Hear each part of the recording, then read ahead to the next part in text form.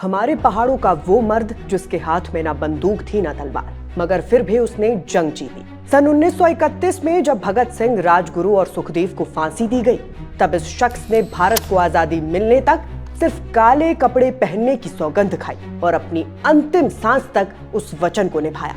इसलिए शूरवीर ऑफ हिमाचल में आज बात होगी पहाड़ी गांधी बाबा कांशीराम जी की, जो अपनी 61 साल की जिंदगी में 11 बार जेल गए और 13 साल से अधिक का समय जेल में ही बिता दिया। कांगड़ा के डाडासिबा में जन्मे बाबा कांशीराम के पिता की मौत तब हो गई थी जब वो सिर्फ 11 साल के थे। बचपन में ही सिर पर परिवार की जिम्मेदारी आई और काम की तलाश उन्हें लाहौर ले गई, पर किस्मत ने उन्हें मजदूर नहीं क्रांतिकारी बना दिया। वहीं उनकी मुलाकात हुई भगत सिंह के चाचा सरदार अजीत सिंह, लाला हरदयाल, मौलवी बरकत अली और सूफी अंबा प्रसाद जैसे देशभक्तों से, और यहीं से उन्होंने कसम खाई कि अब जिंदगी का हर पल देश के नाम होगा।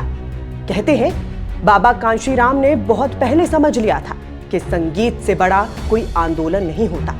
वो गांव-गांव घूमकर ढोलक मंजीरा लेकर गाते, भारत मां जो आजाद कराने ताई मावा दे पुत्र चढ़े फांसियां हंसदे हंसदे। उनकी आवाज में आग थी और उनकी कविताओं में क्रांति। 1919 के जलियांवाला बाग हत्याकांड के बाद जब उन्होंने अंग्रेजी हुकूमत के खिलाफ आवाज उठाई तो लाला लाजपत राय के साथ उन्हें धर्मशाला जेल में डाल दिया गया। जेल में भी वो रुके नहीं, वहीं लिखा उन्होंने एक उपन्यास, 508 कविताएं और 8 कहानियां, वो भी पहाड़ी भाषा में।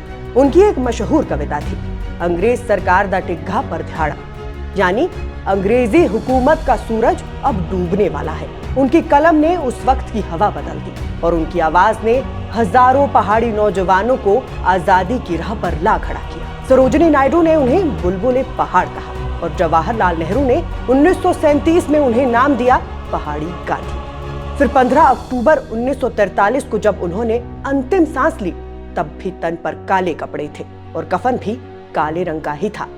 वो चले गए, मगर अपने पीछे छोड़ गए एक गीत, एक आग और ये याद कि आजादी की लड़ाई सिर्फ मैदानों में नहीं, पहाड़ों में भी लड़ी गई थी।